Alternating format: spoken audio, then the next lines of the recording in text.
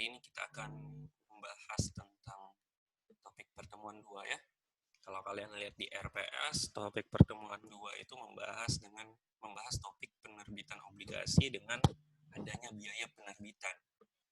Nah, jadi ada satu variabel tambahan di sini, yaitu biaya penerbitannya. Nah, apa sih efeknya dalam penentuan interest expense-nya dan amortisasi?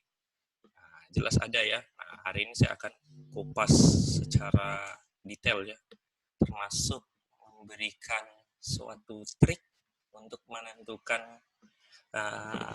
nilai interest yang baru ya, interest rate yang baru.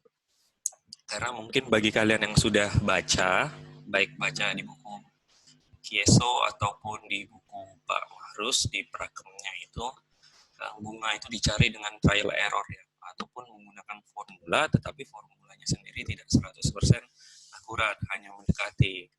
Nah, hari ini saya akan kasih cara yang supaya penentuan bunganya itu akurat. Nah, tapi bagi yang belum baca mungkin bingung ya, wah penjelasan apa ini? Oke, kita langsung masuk ke soal saja ya. Jadi di sini ada obligasi yang face value-nya 10.000, umurnya 3 tahun, kupon 12%, tanggal 1 Januari. Oke, ini saya buat kasus yang normal saja. Cuman di sini saya tambahkan satu ya, ada biaya penerbitan. Nah, pertama, apa sih efek biaya penerbitan ini? Nah, efek dari biaya penerbitan ini adalah akan mengurangi nilai obligasinya. Nah, kenapa bisa mengurangi? Contoh, misalnya saat dari sisi penerbit, saat kita menerbitkan obligasi kan kita akan dapat cash. Contoh cashnya adalah 100. Kan di sini bond payable-nya kan 100 juga.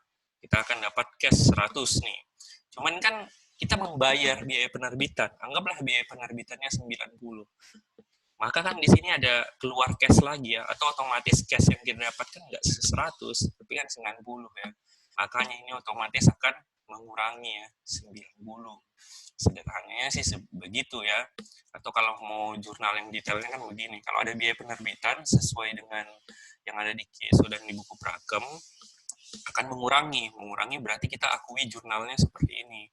Bond payable pada cash untuk biaya penerbitan. Sehingga saldo bond payable kita kredit 100, debit 10 jadi 90, mengurangi jadinya ya. Mengurangi nilai bond payable. Oke, jadi di sini 300 yang ini akan mengurangi nilai wajar obligasi 10.000 ini. Otomatis kita harus cari dulu nilai wajar ya. Cara mencari nilai wajar saya rasa udah paham ya. Saya juga carinya langsung via Excel saja. Didapat deh, ternyata nilai wajarnya adalah 10.497. Berarti dalam kondisi premium. Kenapa premium? Karena kupon kita lebih menggiurkan ya dibandingkan bunga pasar. Oke, ada issuance cost-nya ya. Issuance cost-nya tadi dibilang 300. Seperti yang penjelasan tadi, maka bond fair value yang barunya adalah ini kurang ini. Nah, jadi 10.197. Nah, apa sih efeknya? Efeknya akan mempengaruhi tabel ini. Saya sudah buat tabel sederhana saja. Ini kalau masih yang tanpa biaya penerbitan ya, dimulai dari 10.497, kan ujung-ujungnya harus dibawa menjadi ke face value-nya ya, 10.000. Nah, sekarang 10.000 ini kita harus ganti dengan 10.197. Ya, 37 ya. Nah, ini kan nggak menjadi 10.000 lagi ya. Padahal ini harus jadi 10.000 lagi. Otomatis cash paid atau kupon tidak bisa berubah ya. Oke ya, cash paid tidak bisa berubah karena kuponnya pasti 1.200. Premium hasil dari interest dan kupon. Otomatis dia akan mengikuti dua kolom ini. Otomatis yang harus kita ubah apa? Interest expense-nya. Dan di interest expense ini apa yang bisa diubah? Kalau kita lihat kan I9 ini kan yang 10.197 itu nggak bisa diubah. B6 ini apa? B6 adalah market rate. Jadi, karena kita ubah carrying amount-nya, dan supaya ini jadi 10.000 lagi, yang harus kita ubah adalah market rate-nya. Makanya kalau dibaca buku sekali lagi, kita harus menyesuaikan nilai efektif interest rate atau market rate-nya itu. Caranya bagaimana? Caranya sebenarnya kalau di buku kan trial error. Trial error itu artinya apa? Ya kita uji coba aja ini. Kita jadikan 10,5 misalnya. Tapi maaf, ini kita ubah dulu ya. Ininya 10 197 ya, 37 tadi ya. Aduh, ini tadi saya formula ya 10. Nah, ternyata kalau diubah masih 97, 11% masih segini. Kita ubah lagi. 10,5%, maka ini kalau jadiin 11% gimana? 99, mendekati nih. Gimana, Cak? Nah, itu trial error seperti itu ya. Jadi, cuman itu balik lagi nggak kurang akurat. Nah, saya punya tips nih supaya hasilnya jadi akurat. Cuman kita balikin ke kondisi soal sebelumnya ya. Nah, di sini 10197. Caranya bagaimana?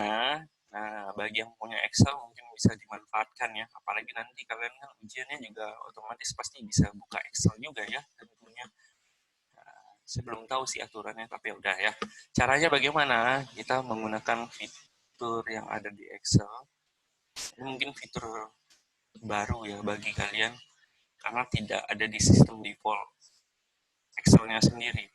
Nah, pertama kalian install dulu ya add-in-nya Microsoft Excel ini, yaitu Solver. Solver ini untuk mencari, jadi contohnya begini, misalnya 1 tambah 2 sama dengan 3. Nah, 2-nya kita jadikan variabel, 1 tambah X sama dengan 3.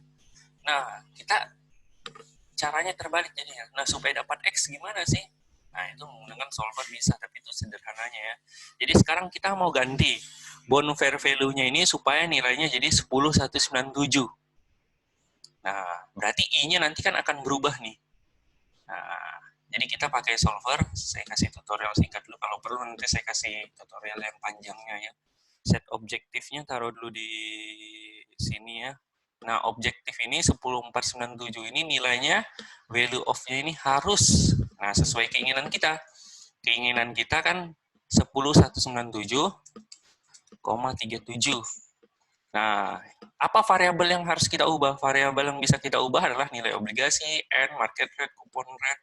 Tapi kan sesuai penjelasan saya tadi kan yang harus kita ubah adalah ini ya, market rate-nya ya, sel B6. Nah, ini constraint-nya kita hilangkan saja karena ini masih persamaan yang cukup sederhana. Nah, kita solve. Nah, saat kita solver ulang lagi.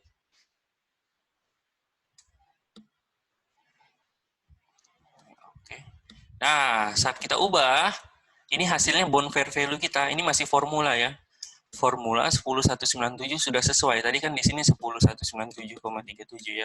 Udah sesuai dengan keinginan kita. Nah, tadi karena set changing variable-nya saya ubah yang market rate, maka otomatis nilai ini, dan ini tidak berubah. Yang berubah hanya market rate.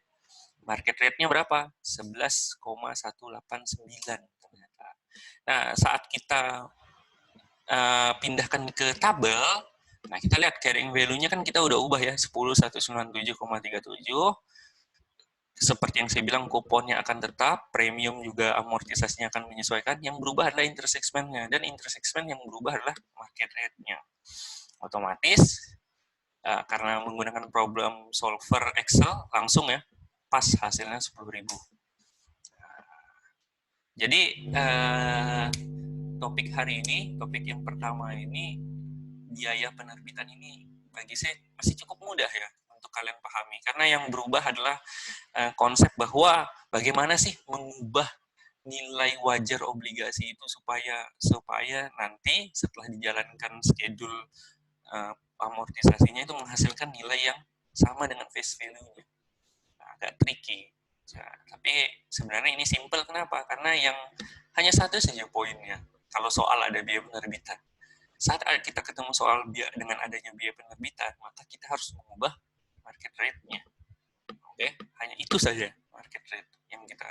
Nah, market rate ini seperti yang saya bilang ya, cara carinya bisa trial error, bisa menggunakan solver, ataupun bisa menggunakan formula yang ada di buku Prakem ya, Pak Mahrus, itu juga bisa. Kalau dalam kondisi-kondisi yang butuh kepraktisan, bisa pakai itu ya, nilainya akan mendekati. Nah, sekian penjelasan saya, terima kasih.